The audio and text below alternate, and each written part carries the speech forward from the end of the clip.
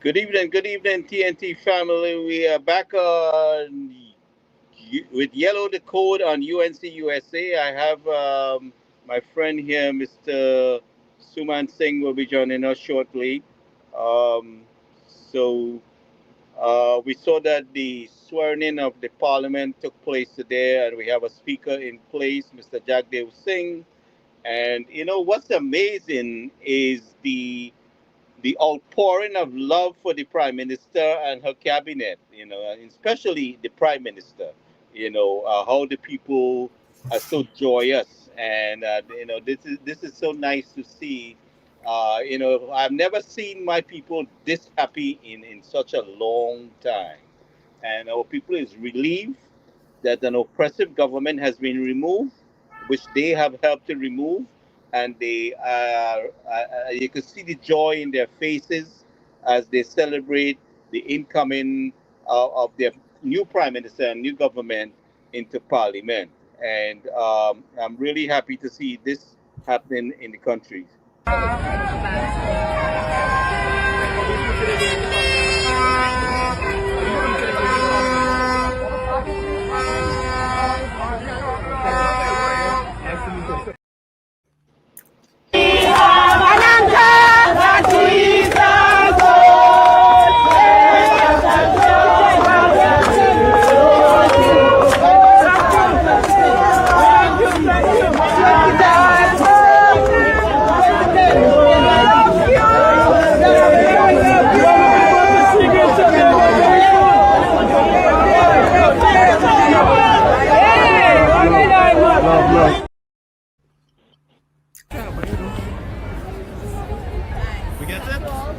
Just look at the joy of our people and all those children are happy to meet their prime minister, and a prime minister that they are looking forward to, that they know for a fact will take care of them.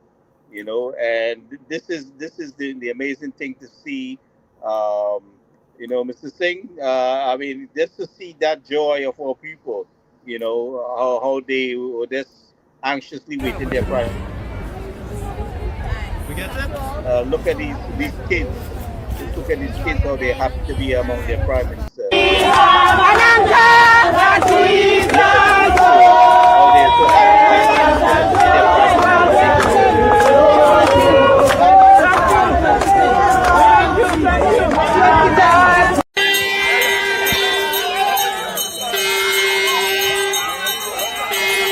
There is our Minister of Legal Affairs.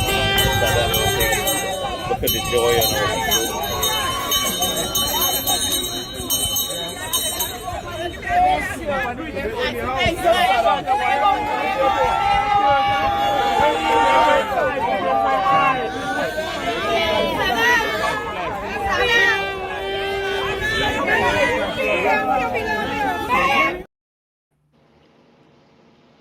Mr. Singh, I really enjoy seeing my people so happy, and Yes, relieved, and to know that they were very active in removing this evil force that was suppressing them. And I can't finish thank all people for stepping up, especially our young people coming out to vote for this election and trying to help rescue themselves and our country, and to get a government that will shape the future of our people, in a more effective, efficient manner. So, Mr. Sim, yes, welcome back to UNC USA with me, and I would like to hear your perspective on things a little bit. yes, Gary, I definitely concur with you. But first, let me say hello to all our viewing audience and those listening on to the various, social media platforms. You're welcome. I definitely concur with you, Gary, and I will, all you see this afternoon was happy faces. I don't know if you see the crowd behind the barrier in blue. That was the Tobago contingent that I can remember one or two of them who I know very well. They said they came out the boat and walked straight up Abercrombie Street as soon as the boat came. So there was, you know, a fair amount of TPP, to, supporters from Tobago present there, and they were so happy that their two representatives of Tobago East and West was among those represented in the parliament. So that was a plus.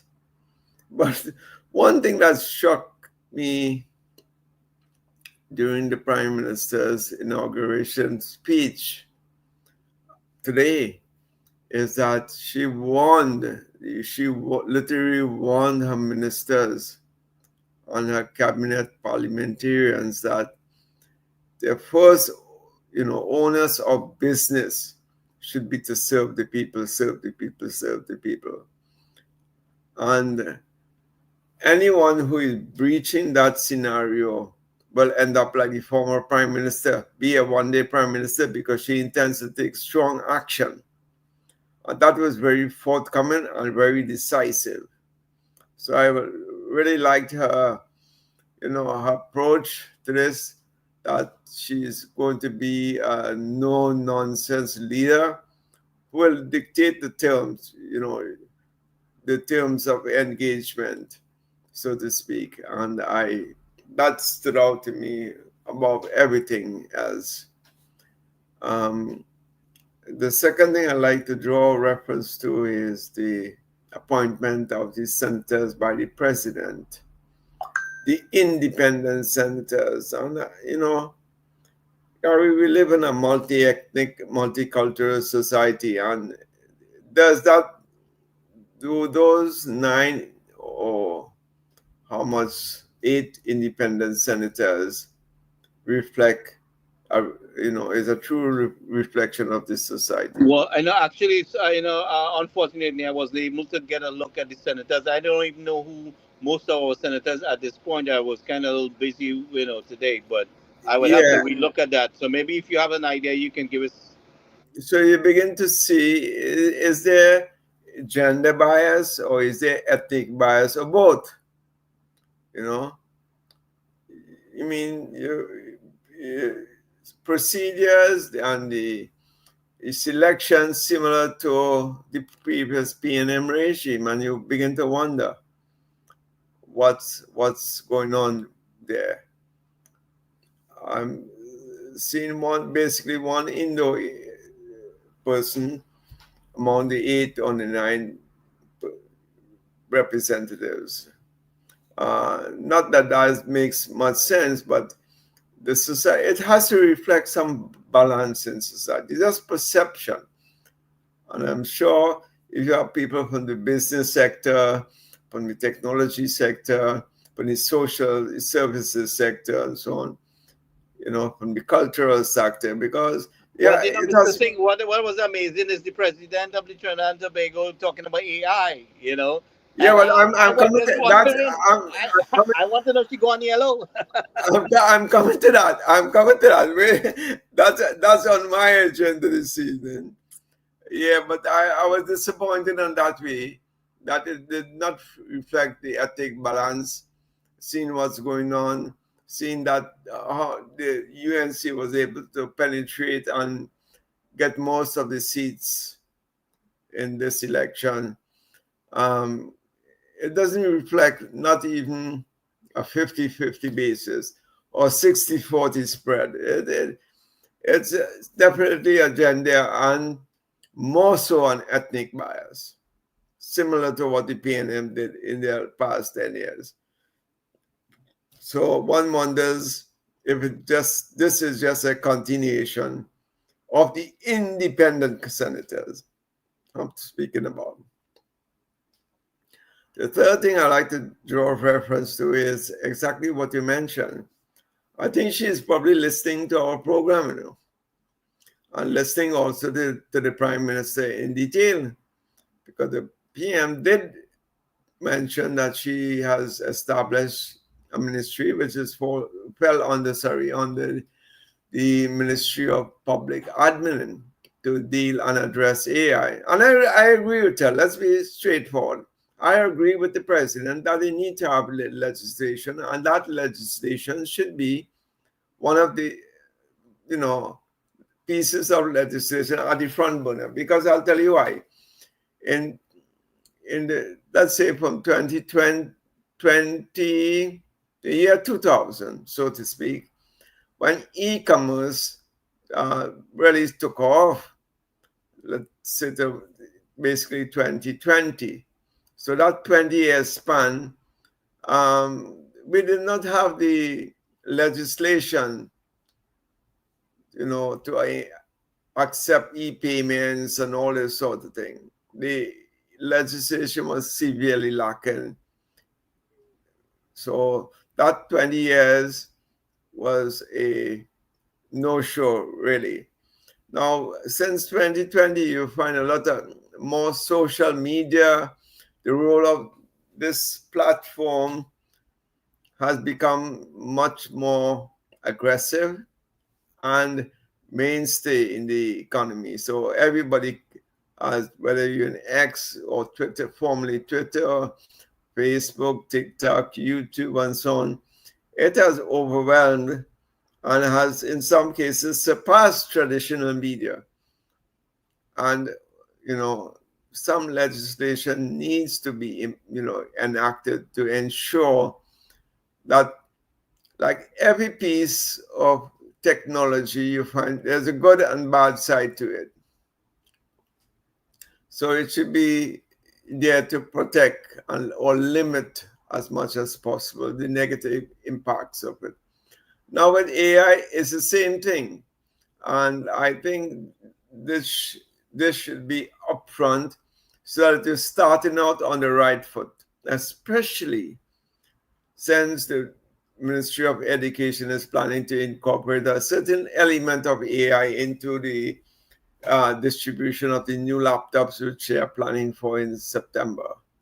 So, with that being said, I wish, it is my fervent view, that they should have some legislative agenda being planned for the AI, just to limit the negative aspects which affects children and women more than anybody else. So that's, I think she was on the ball there, and I'm sure the UNC has more or less the similar thoughts in mind. So it will be a good, blessing for both sides to, you know, really support this piece of legislation when enacted.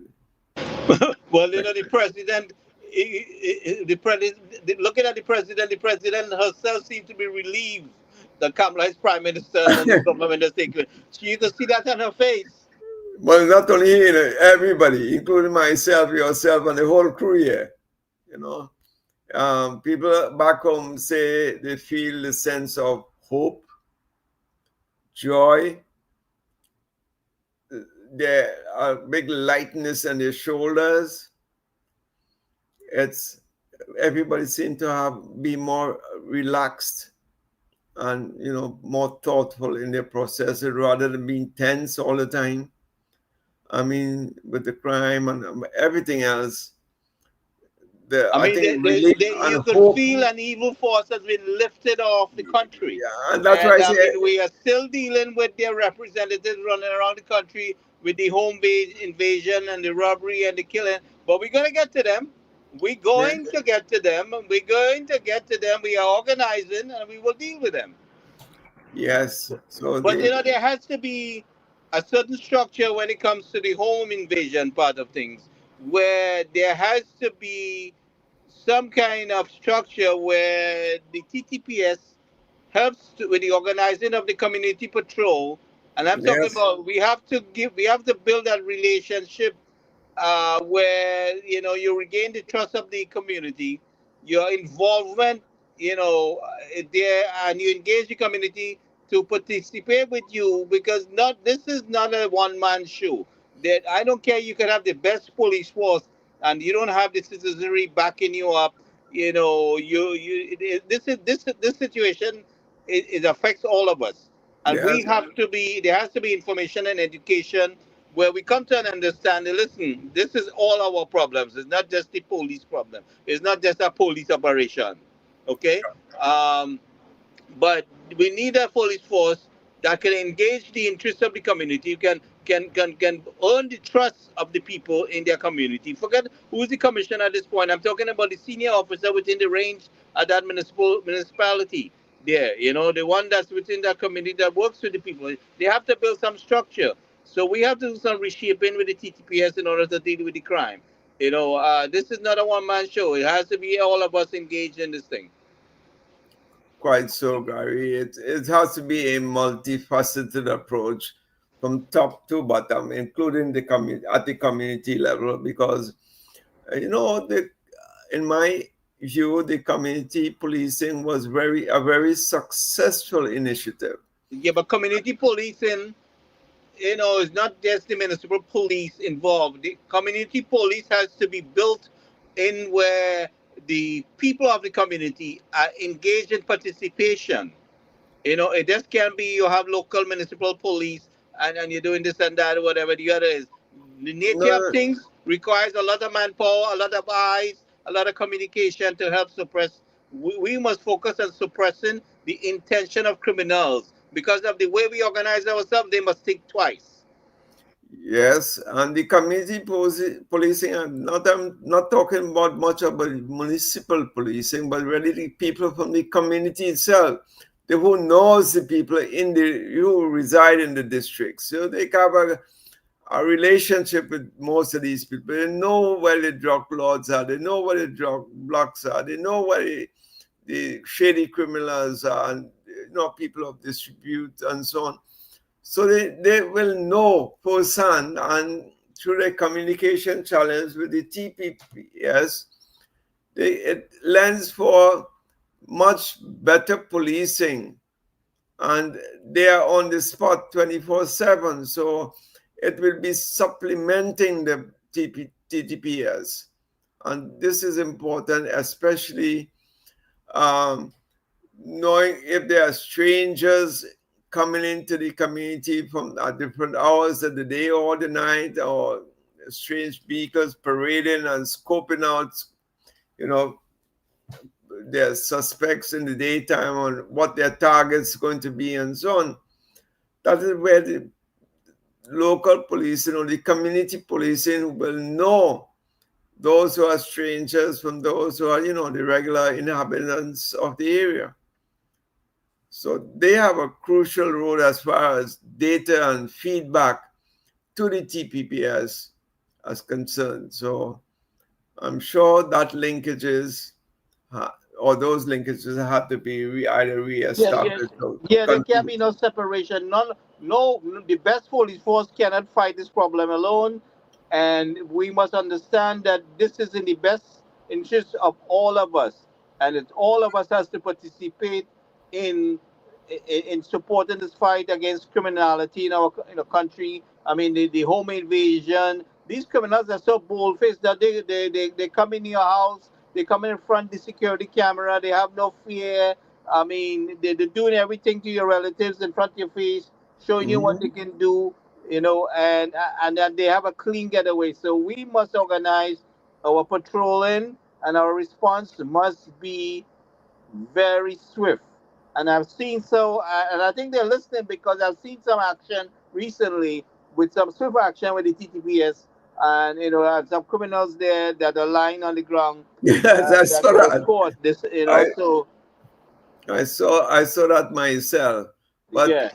as you say, it's a concerted effort, and it's a multi-pronged effort. So no one sector cannot deal with it. It has to involve from the community, the police youth groups, the And feedback, I'm calling for the information. councillors and the MPs to participate and kind of lead the way because they are the elected officials. No, anytime they can Harry just can come and lead. I mean, is a person a community leader can stand up, but it is more effective when those people that we elect stands up with us and take the lead on this. You know. Yes, yes. And it goes right up to the legal system, the legislation passed, the way the courts operate. Are we going to have night courts, or to deal with minor crimes, family disputes, and don't log everything into one linear. I will say, reporting. Separate the crimes and separate the the petty crimes from the more serious crimes. Catch a guy with 2 or 3 grams of weed, you don't lump him with a guy who is accused of home invasion or some homicide somewhere.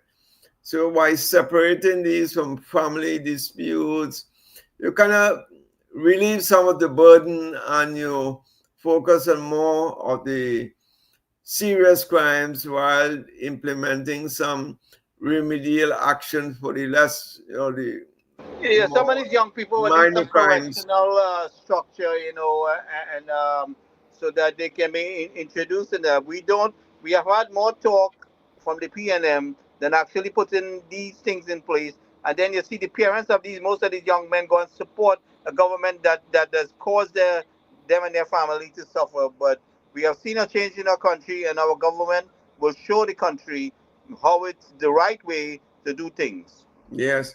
And these things will take time. You don't expect, if people expecting this to happen in 2 or 3 months, it's Yeah, not going to happen in that time frame because you have to make sure the legislative framework is strong enough so that whenever someone is accused and you have caught them, the case will stick, so to speak.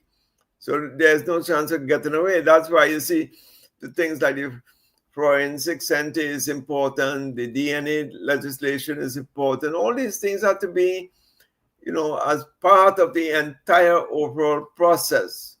You know, yeah, I understand all of that, and I support all that idea. But I want to see. I think what we can do, like what you usually say, is the low hanging fruits. The Yes, patrolling and the response could start swift. now.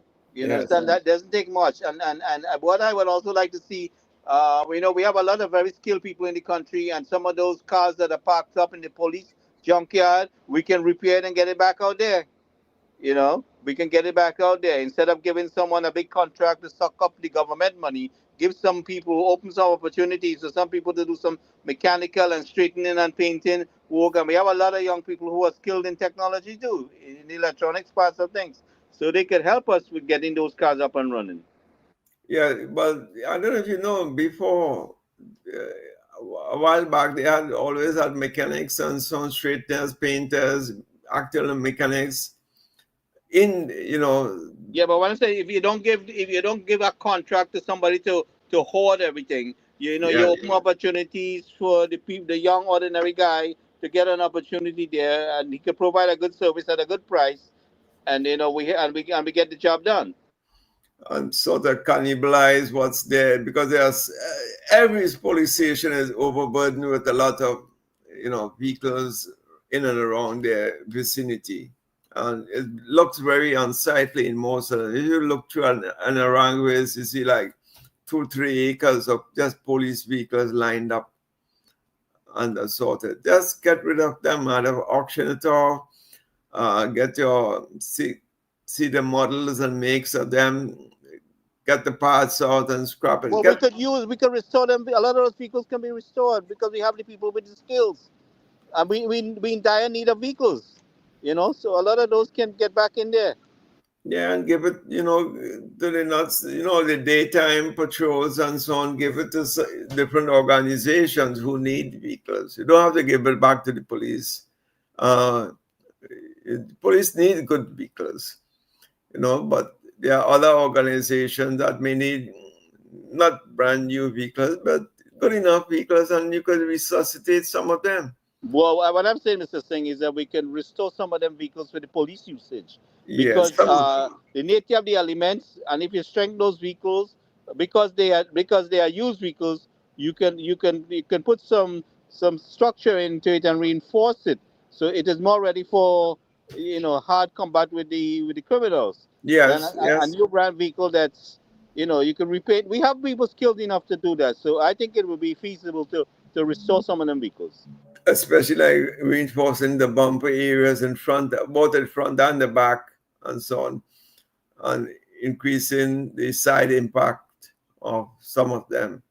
Yes, definitely, that is a good idea. But get rid of all these old vehicles somehow or the other. Either cannibalize the parts and you trash what needs to be trashed. You fix up some of the older ones, you give it to other agencies, and like that.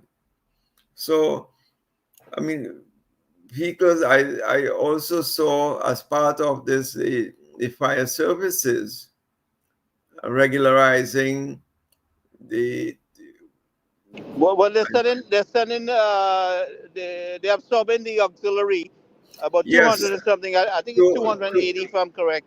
Um, 260 something, yes, there. yeah, into the fire, so which is very much needed, and that's a very sensible decision.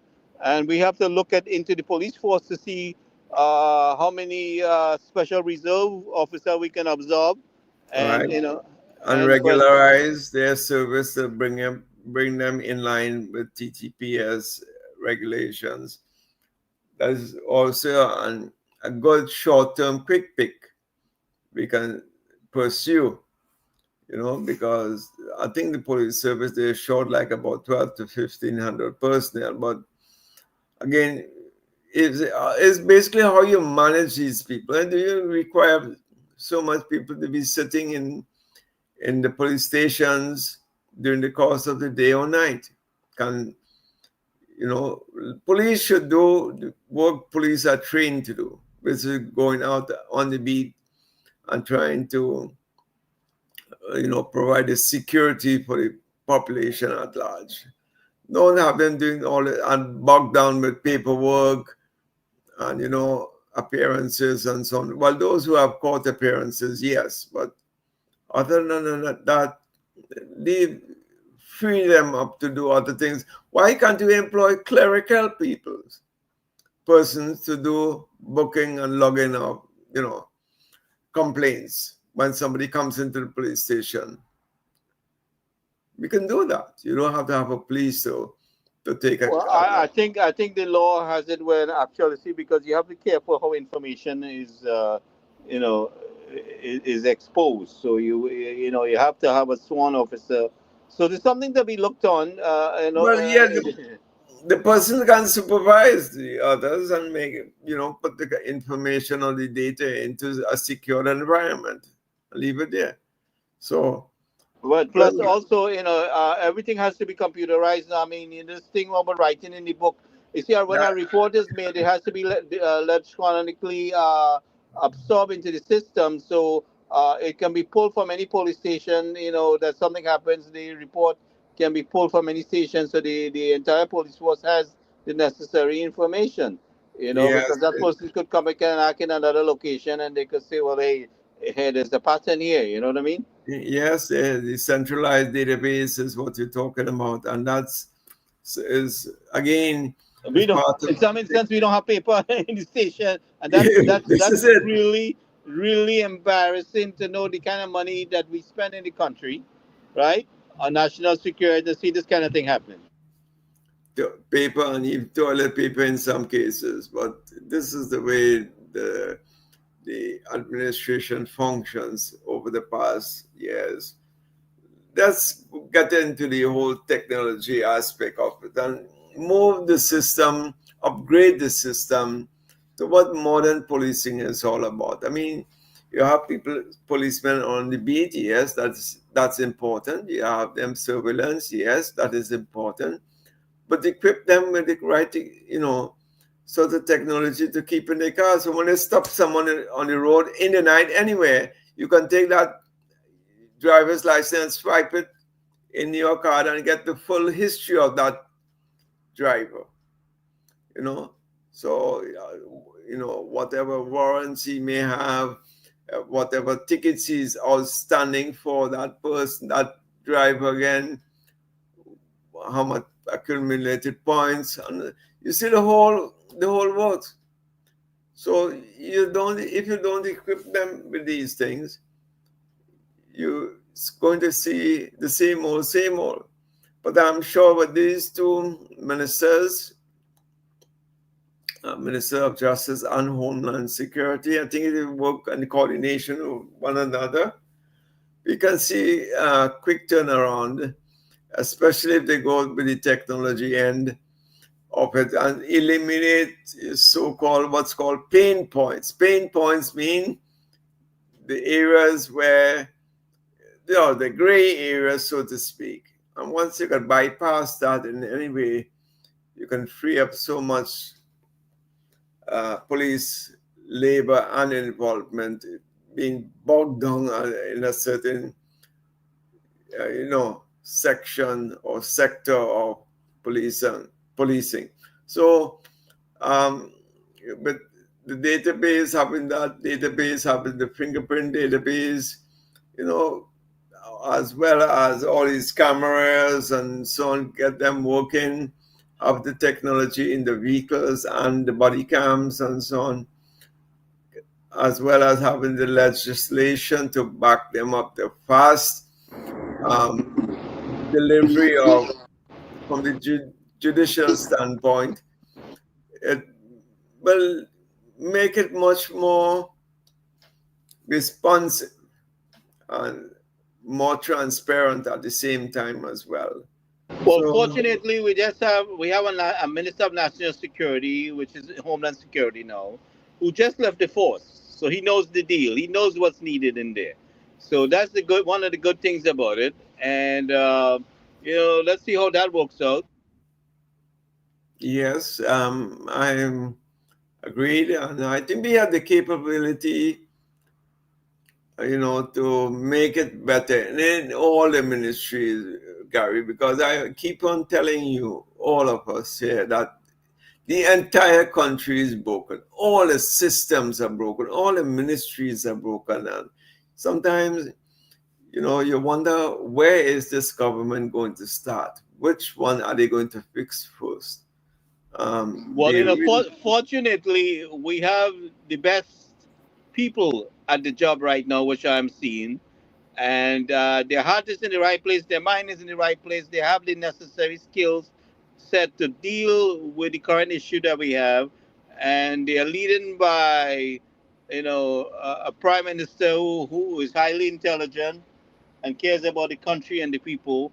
So I know for sure we're going to get that job done. So you know what I'm seeing here now, Mr. Singh, is experts are calling, they want stronger laws needed for more effective ODPM.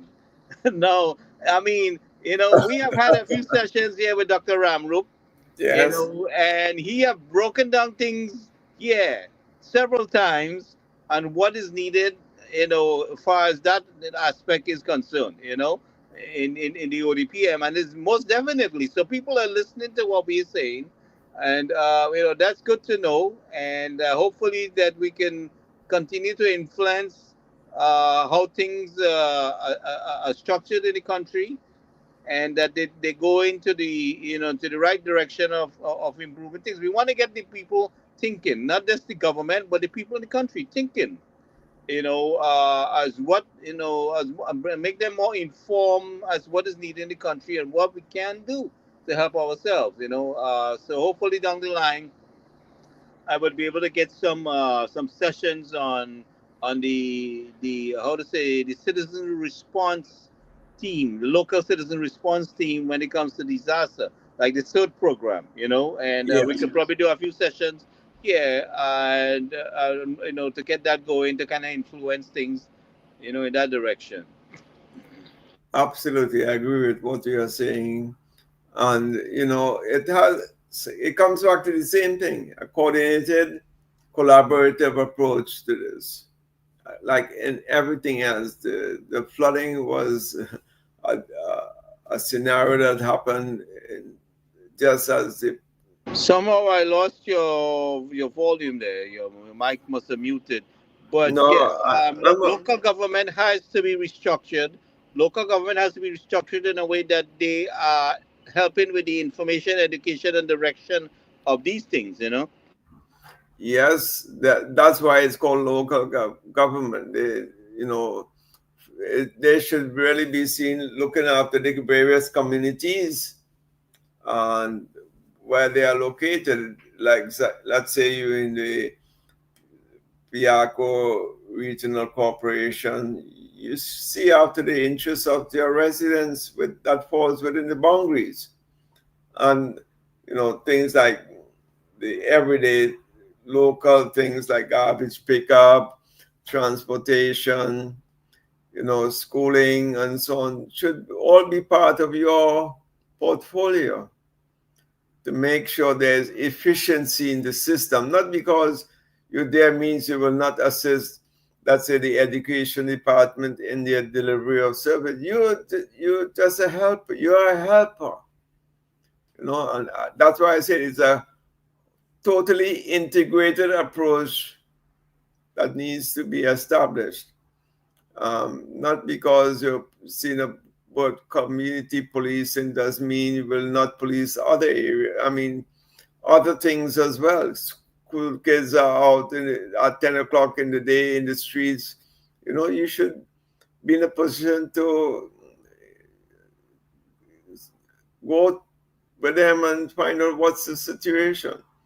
Interrogate them to an extent and see what the problem is, like that.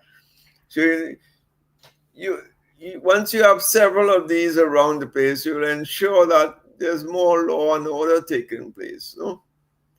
That is what I would like to see, because you know what's going to happen. It's going to come like the property tax. You're just collecting money, and we don't know where it is sitting right now, or if it's still there. The 100 and almost 30 million, 124 million, I think was the figure that the total amount of money is collected through property tax. Where is that money? Where is that money sitting? Did it go back to the communities to have better all these things like water and garbage collection and security in the area and so on? Where is it? What was the purpose of the property tax, according to the Minister of Local Government at that time?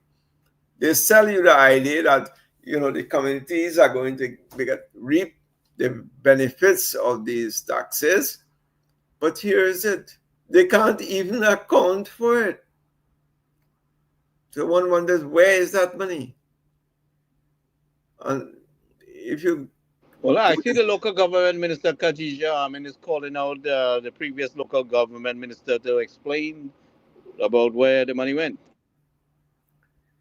yeah, and well, explaining to them as set out by the law, because they sold the idea of property taxes to it's going to be for the benefits of the local community. Those who pay that taxes, the money will go towards that corporation where they reside. But apparently all that is went into the consolidated fund, and they cannot account for it now. Well, How the to prime minister, she did warn the people as opposition leader not to pay the tax, right? And she uh, said, I mean, and then people want asking for a refund, but refund from where? Where is she going to get the money at this point after the PNM raided the treasury, and you can't explain where it is? and they should really ask probably, and then when they want where's my refund now? Stuart Young. Well, I think we should see some people assets to tell you the truth. Yeah. Yes, you're quite right. You're quite right. Let them So declare their wealth, and they can't declare it. You know what happens? yeah, so there's a lot of legislative agenda has to be taken into account now, because you don't want people to escape and get out too easily from the system. Let it be a deterrent. Definitely not this time around. Definitely not Yeah, this time around. there must be a deterrent, and you should start making examples with a couple of them that run afoul of the law. Definitely, definitely. I think the population will be pleased to see that if that happens, that those who are culpable, let them pay the price, whatever it is, and whoever it is. Doesn't really matter, whoever it is. So you begin to make examples of these sort of persons. I mean, you look at the discrimination in the water situation with Vasa. Oh, It's I clearly am anxiously waiting that report. it's he says probably next week they will publish it. Probably next week. But there is clear evidence to show that there was, political discrimination there in that field, and they, you know what, they counter that on the fact that the lines are rusted. If you put too much pressure there, it's going to burst and erupt. Blah blah blah. And this is the excuse for not providing the service. Yet they were billing you. Eh? You had your quarterly payments to make, even though you were not receiving water. And a lot of people have this complaint that, hey, why am I paying a water bill when I'm not getting water? Or water once a month in some cases. And this is a perennial problem this in the Southland. So if their water mains are 30 and 40 years old, okay, that's agreed. Then start to change them bit by bit by bit by bit. Because what is your solution? Doing nothing? Doing nothing is not a solution, my friend. Doing nothing is ignoring the problem. So in short, they have ignored most of the country, as far as water goes. Fattening themselves, taking the And most for themselves, bullying and threatening the people when they complain. I mean, I'm looking at the brass face, ball facedness of this PNM opposition here now, with Mr. Stuart Young there, and particular in Bert. but Shameless, yes, shameless people. I was looking forward to the day that we wipe that smoke out of in Bert face. And yes, yeah, I said, all you right, always said that, I'm looking yes, forward to the day that we wipe that smoke out of his face. So I can't wait to see him come into Parliament and let them deal with him there. yes. And also Stuart Young and the rest of them. I also heard. I mean, I did not hear the opposition leader's speech, but I hope she would have said something like she's willing to cooperate with the government to pass good legislation and I so on. think she hinted something like that upon her being sworn in. But what I'm saying is, Okay, Mr. Singh, uh, she has been part of the problem, not part of the solution. that's right. All these years you sat there and you never said a word.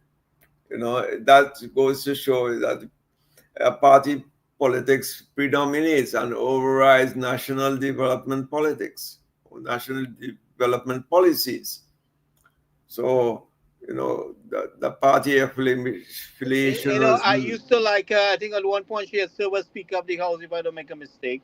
And I used to like her, and I thought she was a fair person. But when she ran out of New York here, left everybody that was locked out of the country, and did nothing to help, and gone down there to run for a seat in Parliament, you just left here knowing what's going on with us, our people who were outside the country here in the U.S., and didn't say nothing. was that during COVID? Yeah, during COVID. Oh, 2020, she ran down there to run for a seat. Dropped yes, everybody like a hot potato. She was UN ambassador, right? yes. And I mean, so for me, she's without excuse. I got that bone to pick with her. Right. So she did nothing meaningful, you're saying, to help alleviate Listen to this me. I situation. had a lady who was staying with her in her house reach out to me because she got my number for somebody, asking me for help. Said that Penny just left and went back to Trinidad and she don't know what to do. Oh my God. Oh my God. That's and that's the time you need help, in a crisis situation is when you need the help more than any time else. Oh, yes, well, if that's the So, so, scenario, so these are the I mean, the PNM must be chased into the sea, man. They must chase into the political sea of forgetfulness, because they are an oppressive, evil force that was totally, especially this administration, was totally wicked against our people. Yes, agreed. And we can see that really how far the country has subsided from being a leader in the Caribbean way down the ladder now. I mean, I see the energy minister as well, um, looking at the having the pipelines from Suriname and Guyana up to the east coast of Trinidad, and that will be not be in Venezuelan waters. So where the previous prime minister said, "Oh, we will not be able to run a gas pipeline because no, it will be in Venezuelan territory." Here's it: you will not be using or passing the pipeline in Venezuelan waters if it's on the east coast coming into Guayagüari area there. So that clearly shows they had an agenda to make sure this Dragon Deal goes through and forget everything else. They were so self-centered on that, on the successes of that project. So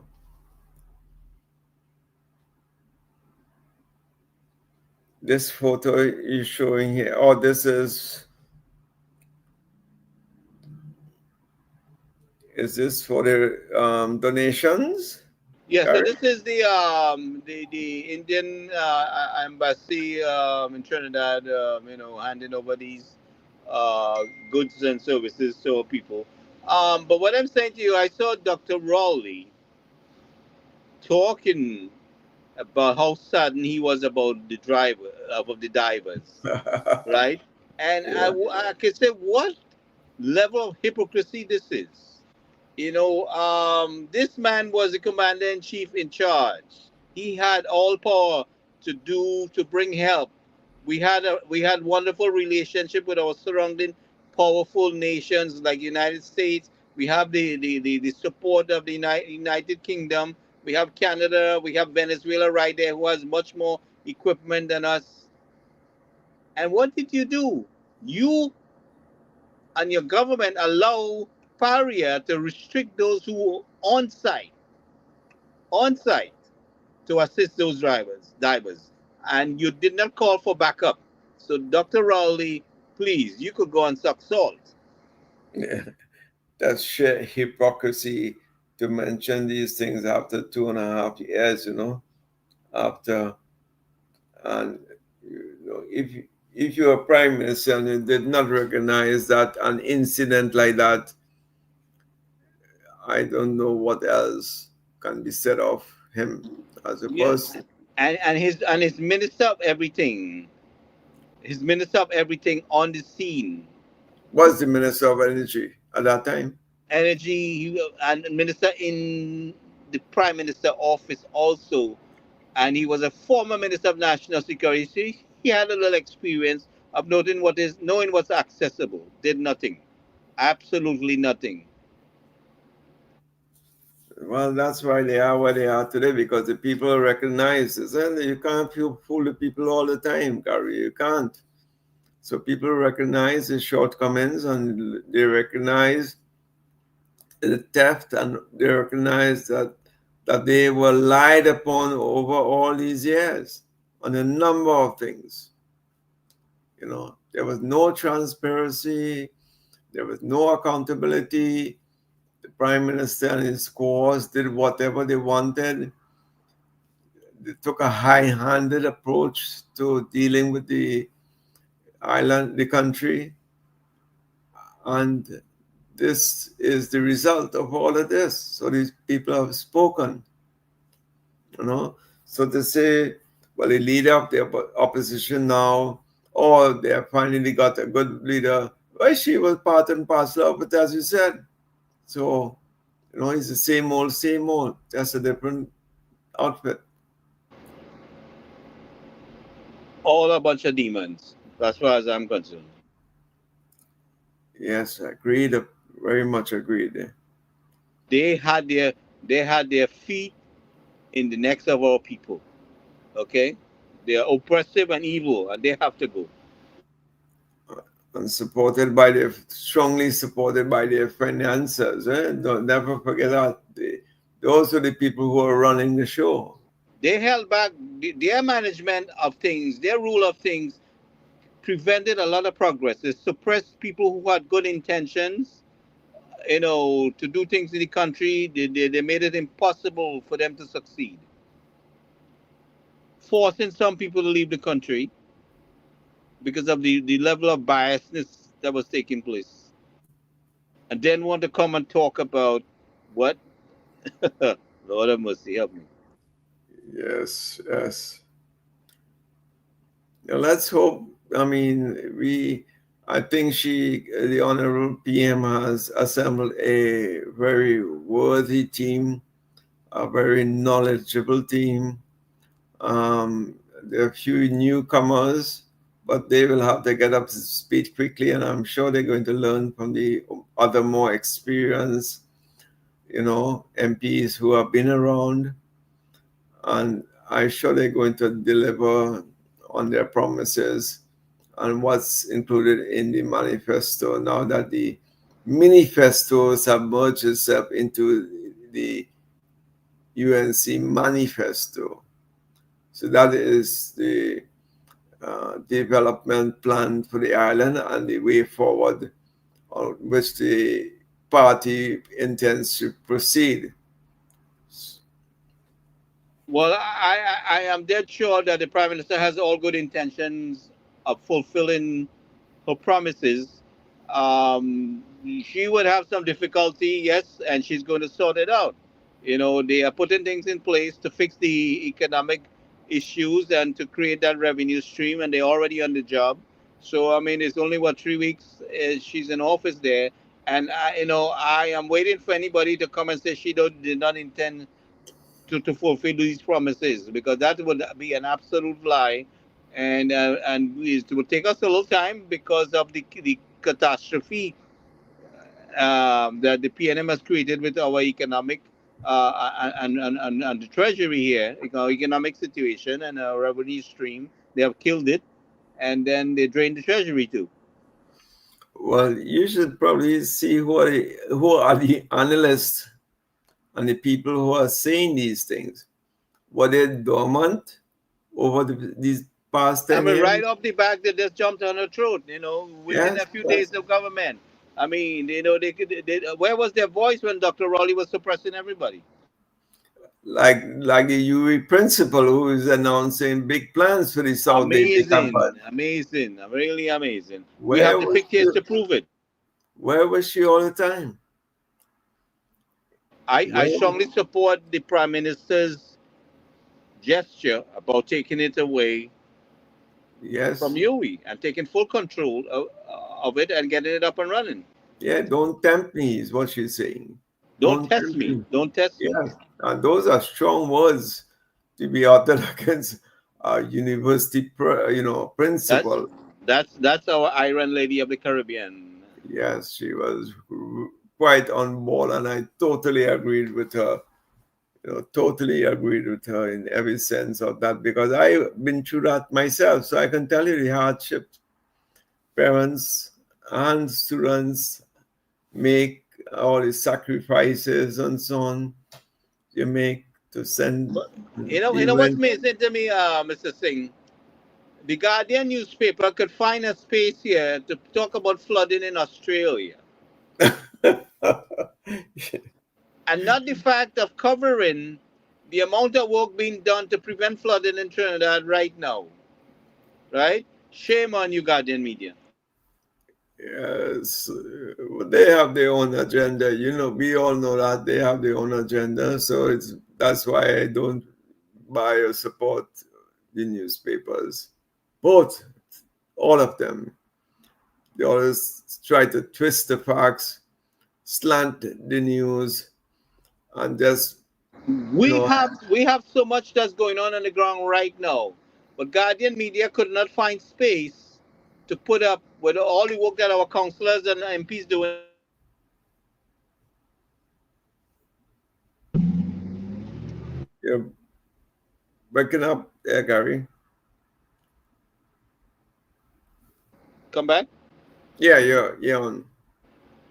Yeah, I said with all that's going on in the country and the amount of work that our guardian, our councillors and MPs are doing, and our team on the ground there, Guardian media could find space to put this article about Australia flooding and not cover and give more space to the work of the people that our government is doing at this time to recover our country from the 10 years of incompetence On neglect. and neglect.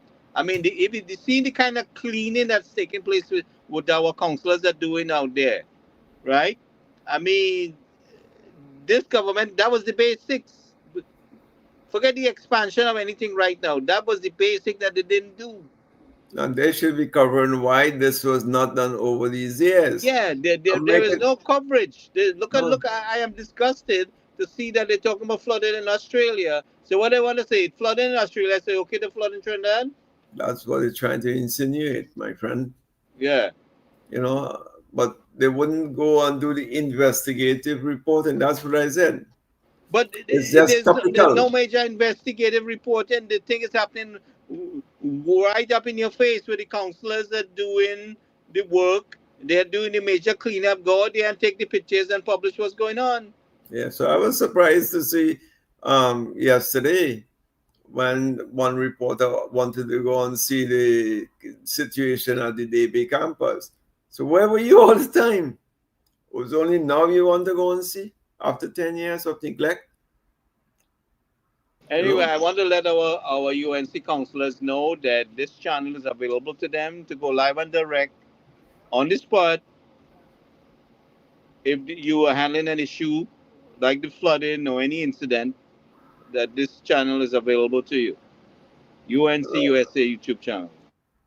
And also, we don't mind offering any solutions or ideas which we may have on this end as well.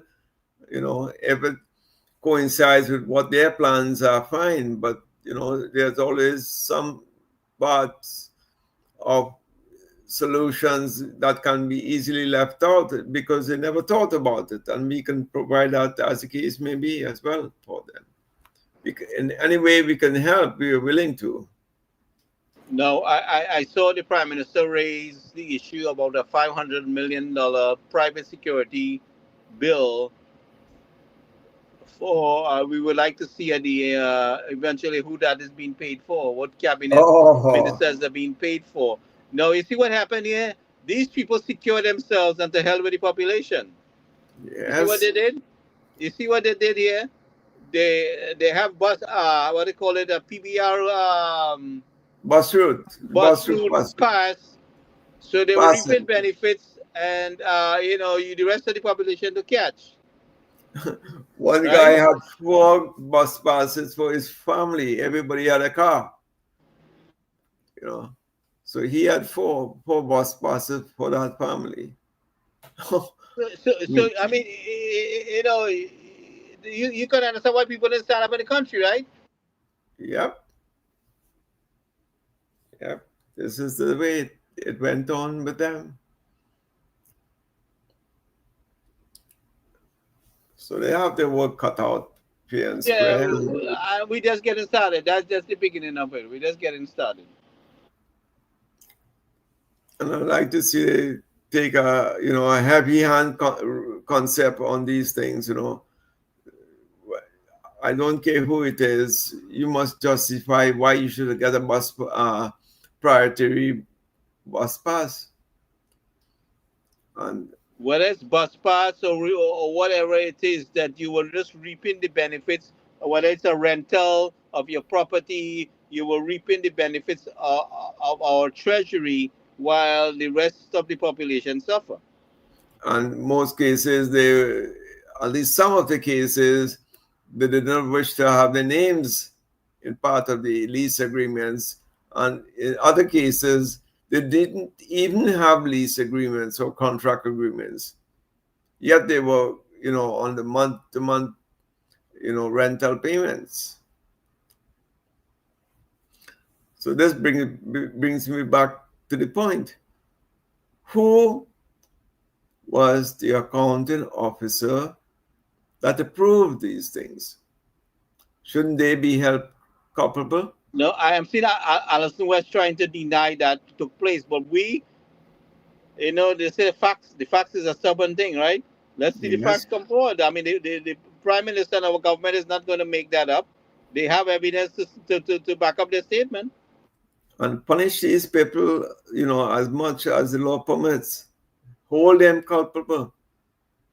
So you don't, make sure this morass don't continues any longer. Stop it once and for all.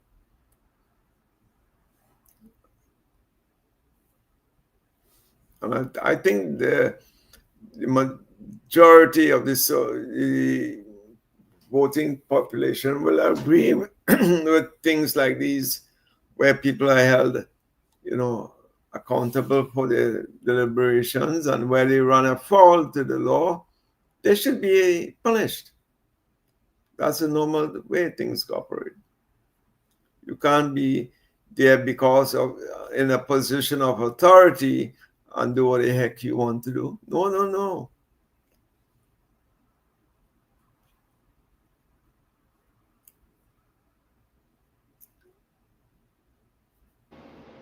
So I think we covered most of the things today. What was said, Gary, I don't think you have anything much more to So add. I'm just going to wrap it up. We had an update from mother lady who got damaged uh, with her hand in the IV and stuff like that. I was trying to get Farida to come on, but I know she's busy taking care of the mom. And She went down to Trinidad. no, she's in Trinidad. This Farida. So Yeah. Oh, that's what I said. Did she go down to Trinidad from? no, No. Farida's in Trinidad. The Fazia is here. I think you're referring to Fazia. Oh No, yeah, this fast. is. Sorry. So I'm talking about Farida with her mom where they I put the IV in the wrong place. Anyway, Ah, yes, she I said that the remember. mother was got access to a vascular surgeon Okay. or somebody like that, and I was trying to get her to come on tonight. So, but she'll probably come in someday during the week. With that, I would say good night, everybody. Thank you for taking time to join us, and we'll see you tomorrow night at 8 o'clock. All right, Gary. You take care and have a good one.